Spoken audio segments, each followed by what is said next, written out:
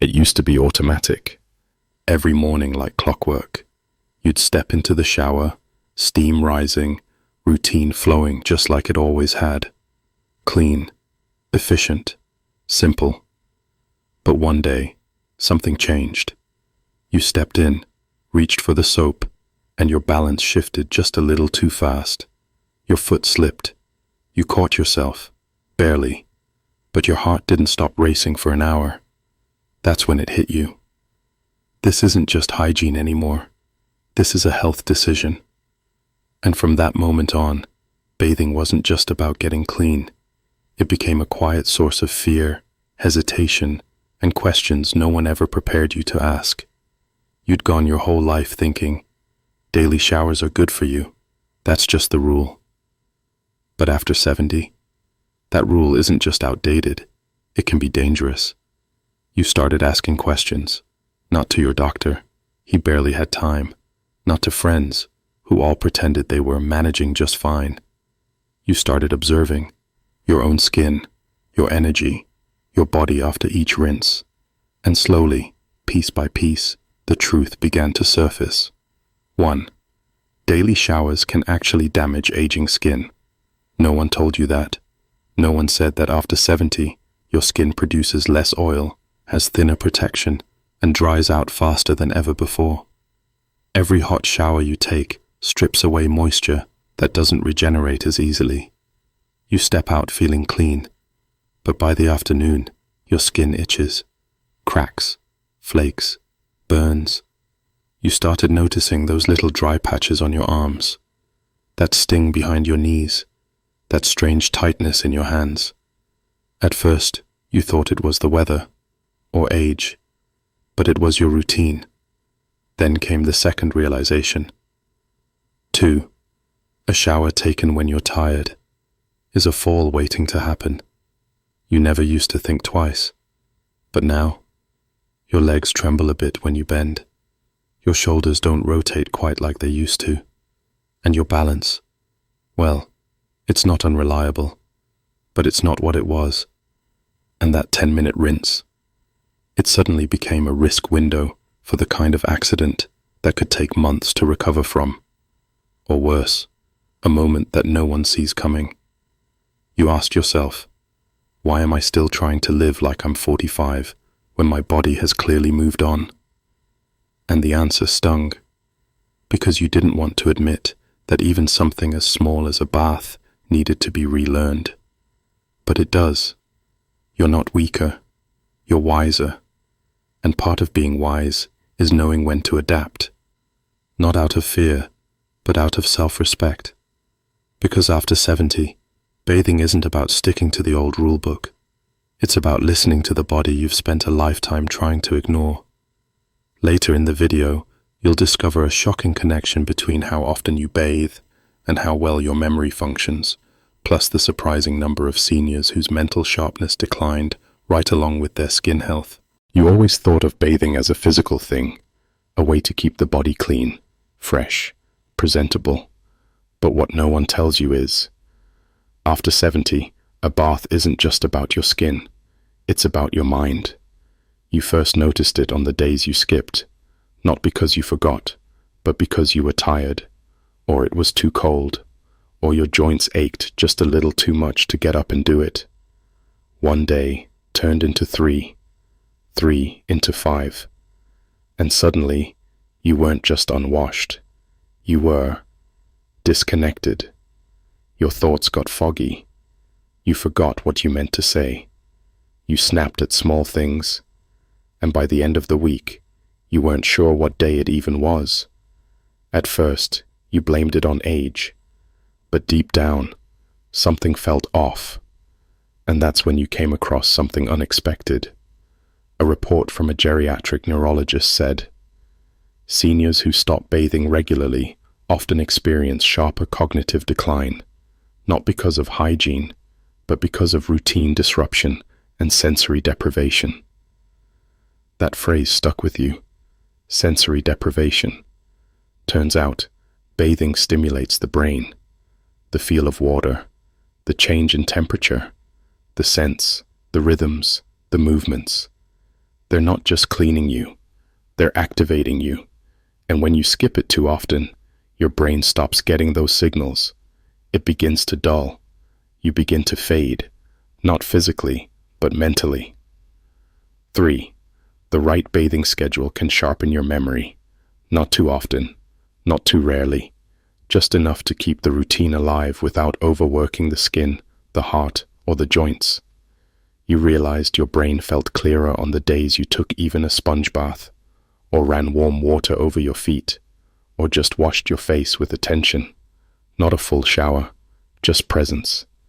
And somehow, that was enough to bring you back into the day. Then came the emotional piece. You remember a week where you didn't bathe once. You didn't tell anyone, didn't want to admit how sluggish you felt. By day 4, you weren't just tired.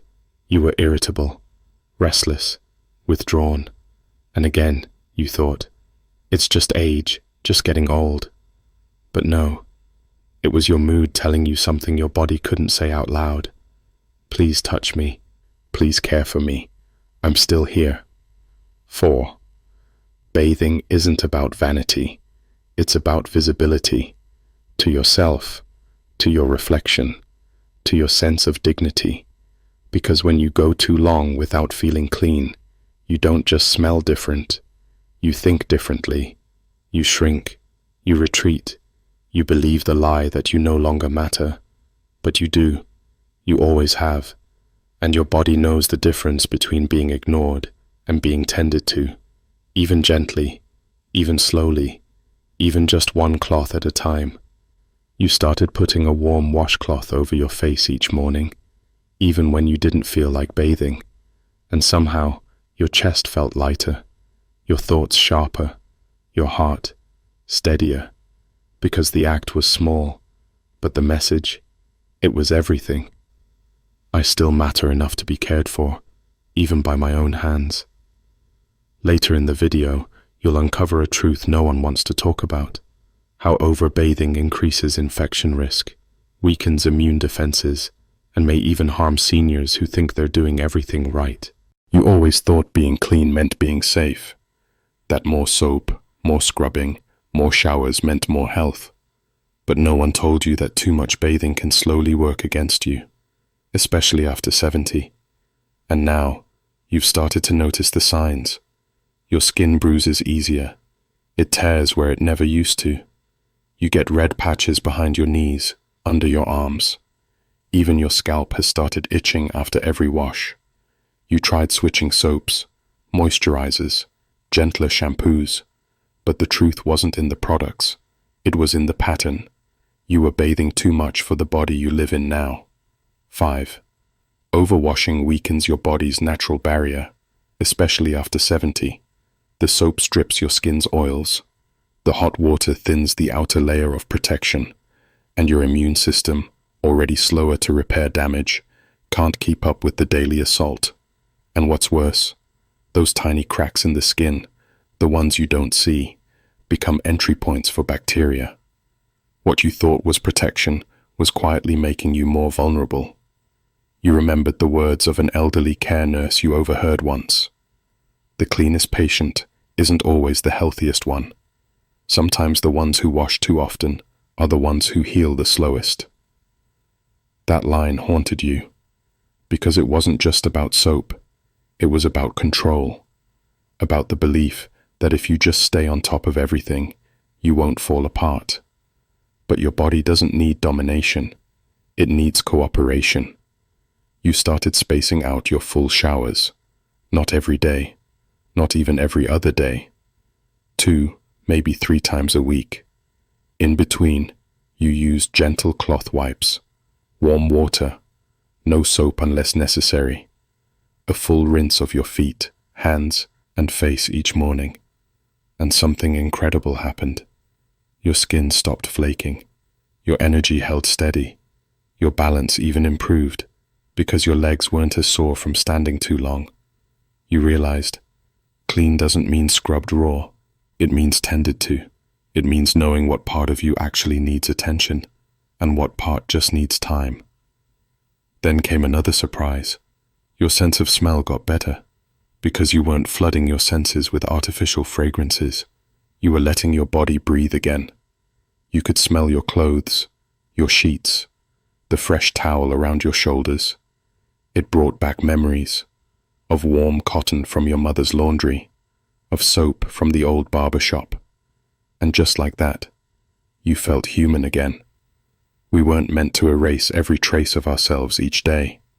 We were meant to care for our bodies with attention, with pacing, with wisdom. And wisdom, after 70, often means doing less, but doing it better. You wrote it down in your notebook. I don't need to be spotless. I need to be steady. And in that shift, you gained more than health. You gained peace. Later in the video, you'll uncover a truth about shame. How many seniors quietly stop bathing, not out of choice, but out of fear. And what you can do to make the process safe again. You didn't used to think twice about it. You stepped into the tub, turned the water on, closed the door. Done. But lately, you find yourself hesitating. You run the water, but your hand rests on the towel rack longer than usual. Your mind whispers things you don't want to hear. What if I slip? What if I can't stand back up? What if this is how it ends? Quietly, in a place no one wants to talk about. You've never told anyone, because asking for help with bathing feels like surrender. It feels like admitting that your independence is starting to fade. But you know the truth, and it's time to say it out loud. 6. Most seniors who stop bathing don't lose motivation. They lose confidence. It's not laziness. It's fear. The tub feels higher. The floor feels slicker. Your own body feels heavier, less predictable. Even if your mind is sharp, your muscles have slowed, and you're smart enough to know what happens if you push too far on the wrong day. And still, you don't say anything, because bathing is private. It's the one place you're still fully in control. So instead of asking for support, you delay it. 1 day, then 2, then a week, then 2, and before you know it, you haven't touched water in 10 days. Your skin itches, your breath feels stale, but your pride, it tells you to wait. Until one day, you can't anymore. Not because someone scolds you, but because you catch a glimpse of yourself in the mirror, and you hardly recognize the person looking back. Not because you're dirty, because you've gone invisible. You sit down, write in your notebook again, this time with a heavy breath. I'd rather accept help than lose myself in silence. And that sentence? It doesn't feel like defeat. It feels like release. Because pride that costs you your dignity isn't strength. It's fear in disguise. You start small. You place a grab bar in the shower. You sit on a bench instead of standing. You ask your son to pick up a no-rinse body wipe. You let the nurse at your clinic explain sponge bathing with respect. And you learn something no one ever told you. Asking for help doesn't make you weaker. It makes the future wider. You were never meant to handle everything alone. Not forever. Not now. And bathing isn't just about soap and water.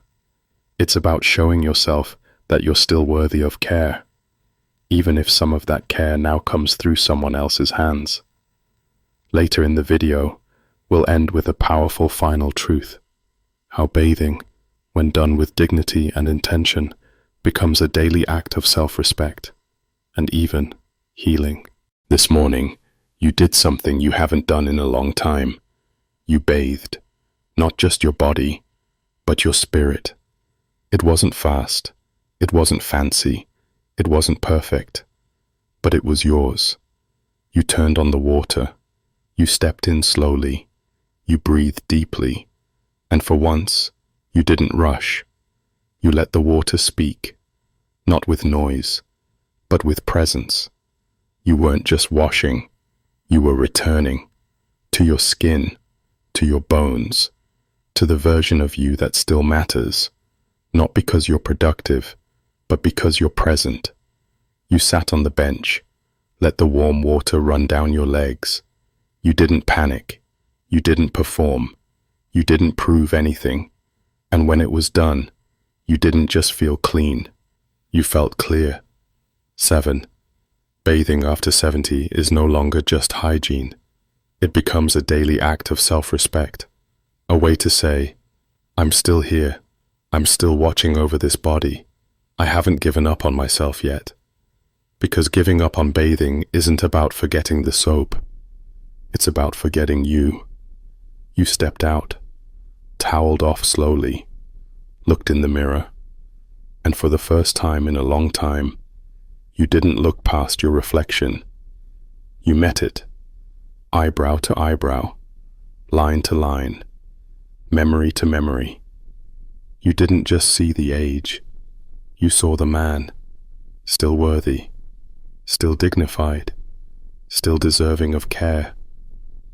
You returned to your notebook, the one that started with fear, and on the final page, you wrote something soft, but strong.